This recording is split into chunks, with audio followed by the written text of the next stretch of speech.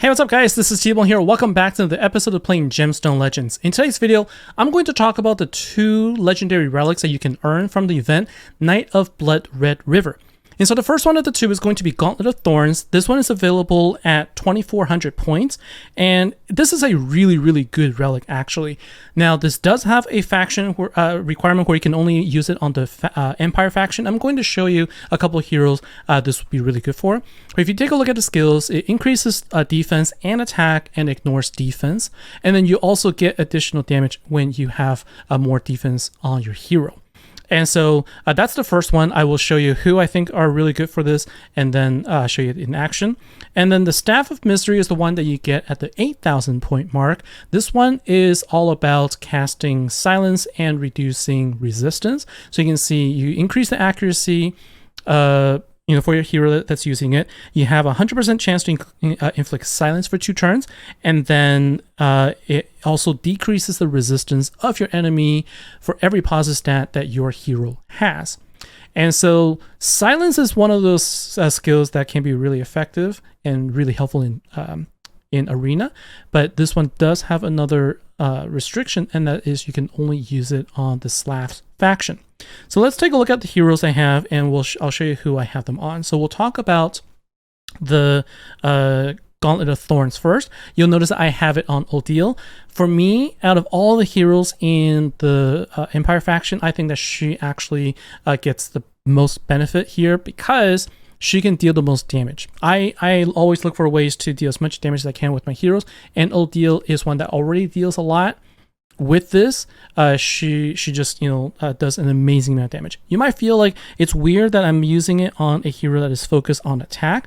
Well, the thing is, she has ignored defense, and Gauntlet of Thorns also further increases the amount of defense you ignore. So with her and this Gauntlet, you're looking at 70% defense ignored. That is a huge deal. And on top of that, all heroes will have some amount of defense. Okay, even if it's an attacker-focused hero, you're always going to get some level of defense. And so for me, I've already equipped her with a little bit of defense and attack just from having the Brave set. I'm actually already gaining, quite a bit. So I have 2,700. I have 2,700 defense right now, and you can see this one increases by 2% for every 500, and so that is about 5 times. So I'm gaining just an additional 10% damage just by equipping this. And so let's take a look at the amount of damage that she can deal with and without this equipped. So here's an example of Odile. How much damage she can deal with. So you can see this is her damage output without any relic, and you can see she deals 21,000 per hit. And now with the relic on her, let's take a look and see her damage output. And you can see it increased up to 37,000 instead. So quite a bit of increase in damage. And then the next hero that I would highly recommend you trying on the Gauntlet of Thorns would be Rosalia. Rosalia is another hero that is, really good damage dealer. You can see that she also ignores defense and she deals damage based on defense. So you're already going to have pretty high defensive values on her, and more often than not, you're going to pair her with somebody that increases defense. And so this is all going to help deal a lot of damage. Again, I will show you the amount of damage she can deal with and without the relic on. Now, if you take a look at Rosalia without the relic, you can see that she deals about 24,000 damage. And then when you equip it on her, you can see that her damage output goes up to 49,000. Again, significant damage output boost. Now, having said all of that, I would say that no matter who you have in the Empire faction, as long as you use them for dealing damage with the special ability, then I would say just equipping them on would be fine. You can just get some free damage boost. The ones that I would recommend not putting on would be, for example, like, you don't want to put on Sarita. It doesn't make sense because she doesn't actually deal damage with her her ability. And so you actually want to use something different for her, for example. But anyone that will be able to deal damage with the special ability is going to gain the most benefit.